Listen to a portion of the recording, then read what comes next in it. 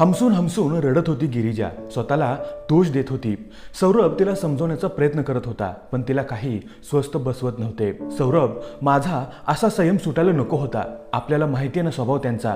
मी आज इतकी स्पॉन्टेनियसली कशी रिॲक्ट झाले कळलंच नाही रे। भरल्या ताटावरून उठून गेले रे बाबा, मला खूपच कसं तरी वाटतंय रे। ते ओरडले, त्याहीपेक्षा ते उपाशी उठून गेले हे फारच विचित्र वाटतंय। पिल्लूपण्णा एवढा त्रास देत होती, त्यामुळे बाबांना उशीर झाला आणि माझा ताबा सुटलाच। मी नको होतं बोलायला। असू देत ग, मला काय एक्सप्लेनेशन देतेस? मला काय माहीत नाही ते कसे आहेत। त्यांच्या अशा फटकळ स्वभावामुळे तर माझं आणि त्यांचं फारसं संभाषण होत नाही। आई कशी सहन करत आली त्यांना देवच जाणे इतकी वर्ष। सोड, नको विचार करू। असं नाही सौरभ, थांब, मी आलेच। गिरिजा घाईत बाबांच्या रूममध्ये जायला निघाली। दारातच तिला त्यांचे आणि आईचे बोलणे ऐकू आले। अहो, किती चिडता तुम्ही? त्याला काही मर्यादा? निघाला असेल पोरीच्या तोंडून एखादा शब्द। मला हे असं सध्या काही करता येत नाहीये। सगळं तिच्यावरच पडलंय, त्यात परी त्रास देते। जरा मुरड घालावी हो स्वभावाला वयोमानानुसार। हो, आता तुम्ही मला नका शिकू। चाललोय मी। जिथे मला किंमत नाही तिथे राहायचंय कशाला? हातात एक बॅग घेऊन सुरेशराव तावातावात कुठेतरी निघून गेले। तशी गिरिजा आईच्या रूममध्ये गेली। आई, खरंच सॉरी, मी कधीच बोलत नाही, पण आज माहिती नाही कशी बाबांना बोलले ते। माझं तसं काहीच इंटेन्शन नव्हतं आई। सर्दी झाल्यामुळे पिल्लू त्रास देत होती, त्यामुळे जरा उशीर झाला आणि चिडचिड झाली माझी पण। मला खूप वाईट वाटते आई। मी सौरभला पाठवते त्यांच्या मागे। तिचं बोलणं मध्येच थांबवत सविताबाई बोलू लागल्या। गिरिजा शांत हो। मी काय आज ओळखते का तुला? तुझी किती धावपळ होते बघते ना मी। माझं दुखणं आत्ताच उद्भवावं आणि त्यांचा अजिबातही विचार करू नकोस। विचित्र माणूस आहे एकदम। काही तर ताळतंत्र असावं मी म्हणते। नेहमीच आहे त्यांचं, कधीही बोलण्याआधी विचार करत नाहीत। समोरच्याला काय वाटेल हे काही ध्यानी मनीच नसतं त्यांच्या। काय उपयोग सांग? सलूताई म्हणतात ना, तेच खरंय। त्यांच्या जिभेमध्ये आणि मेंदूमध्ये काही कनेक्शनच नाहीये, म्हणून कोणीच थाऱ्यालाही उभं राहत नाही त्यांच्या। जाऊ दे, तू जेवून घे आणि पड जाऊन। आई, अहो पण ते गेलेत कुठे? कुठे जाणार आहेत ग? येतील डोकं थंड झालं की, आणि कळवतील जरा वेळात मला। नको विचार करूस। सुरेशराव, सविताबाई आणि सौरभ असं छान त्रिकोणी कुटुंब। सुरेशराव बँकेत उच्च पदस्थ अधिकारी, पैसा अडका कशाचीही कमी नव्हती। सगळे सोयरेही अनेक होते, पण तरीही त्यांना जवळचे म्हणावे असे एक दोन मित्र सोडले तर फार कोणी नव्हते। याला कारण त्यांचा विक्षिप्त स्वभाव। त्यांच्या अतिशय फटकळ व तिरसट बोलण्यामुळे फार कोणी त्यांच्या जवळ फिरकत नसे। आपल्या बोलण्यामुळे समोरचा दुखावला जाईल असा विचार ते कधीही करत नसत। यामुळेच कदाचित त्यांचा आणि सौरभचा फारसा संवाद व्हायचा नाही कधी। सविताबाईंनी मात्र सगळ्यांना छान जोडून ठेवलं होतं। सुलोचना म्हणजे सौरभची आत्या, सुरेशरावांची सख्खी मोठी बहीण जवळच राहत असे, पण त्या दोघांचेही फार नाहीच पटले कधी। तिची आणि सविताबाईंची मात्र छान गट्टी होती। सौरभचाही आत्यावर जीव होता। ती अनेकदा म्हणती असे सविताबाईंना, काहीही म्हण वहिनी, पण ना दादांच्या मेंदूचं आणि जिभेचं कनेक्शनच तुटलेलं आहे। अगं काहीतरी विचार करावा बोलताना। किती लागेल असं बोलतो तो नेहमी। चिडतो काय छोट्या छोट्या कारणांवरून। आता ठीक आहे ग, तुम्ही दोघांनी समजून घेतलंय आयुष्यभर, पण उद्या सौरभच्या बायकोने हे सगळं का सहन करावं? म्हातारपणी कोणीही विचारणार नाही बघ त्याला अशाने। सौरभ मात्र या बाबतीत आईवर गेला होता। अत्यंत समंजस आणि शांत होता तो। त्याला अगदी साजेशी अशी गिरिजा सहचरणी म्हणून मिळाली आणि सविताबाईंचा जीव भांड्यात पडला। सौरभने बाबांच्या स्वभावाबद्दल तिला व्यवस्थित पूर्व कल्पना दिली होतीच। दोघेही IT प्रोफेशनल होते। दिवसभराचा अधिक वेळ ऑफिसमध्ये जात असायचा, त्यामुळे फारसा संबंध आलाच नाही कधी, पण त्यांच्या स्वभावाशी ती पुरेपूर परिचित होती। काही झालंच तर कधीही जरा म्हणून बोलली नाही की चिडचिड केली नाही। लग्नाला 2.5 वर्ष झाली आणि परी झाली। सुरुवातीचे सगळे दिवस गोड कौतुकात कसे गेले कळलंच नाही। परी 1.5 वर्षाची झाली असेल आणि गिरिजा पुन्हा जॉबचा विचार करू लागली। आईचाही तिला तसा पाठिंबा होताच। ती जॉबच्या शोधात होती आणि अचानक सविताबाईंना त्रास सुरू झाला। एवढा की सुरुवातीला त्यांच्याकडून काही काम होईना।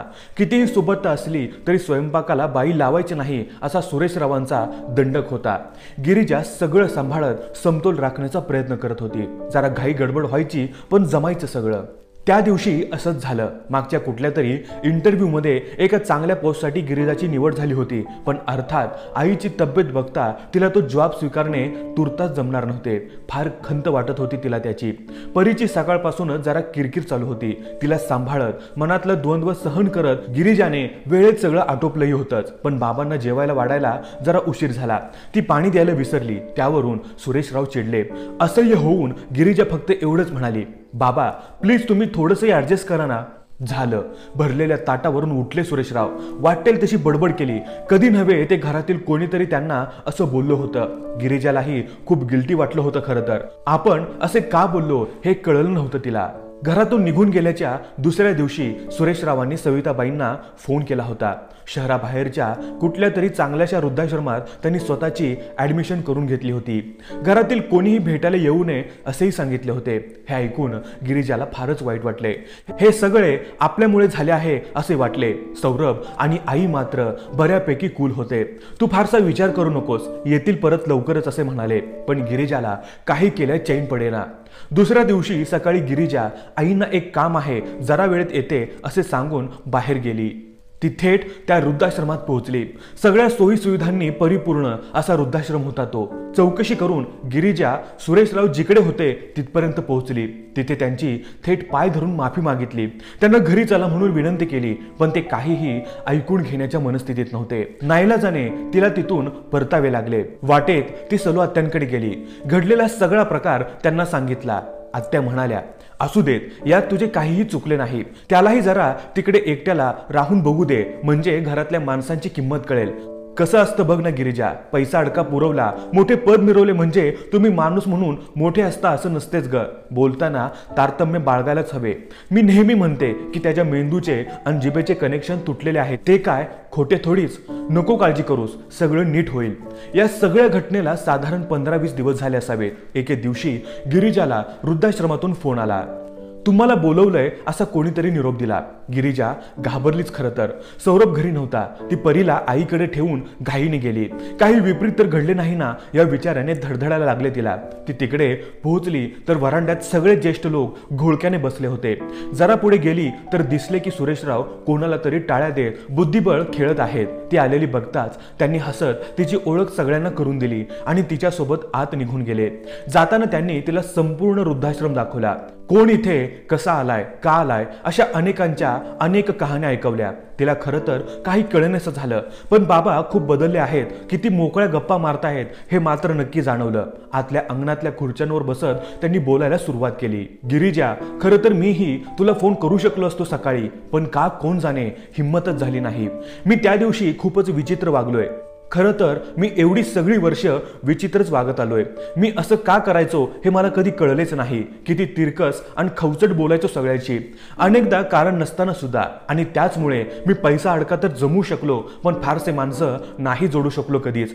जे काही नाती आणि प्रेमाची माणसं आपल्या आजूबाजूला आहेत ती केवळ तुझ्या आईमुळेच आहेत. पण तिच्यासोबत राहत असताना याची जाणीव कधी झालीच नाही ना कधी मी तिला त्याचे श्रेय दिले. तुला प्रश्न पडला असेल आजचा हा मी कसा हो ना.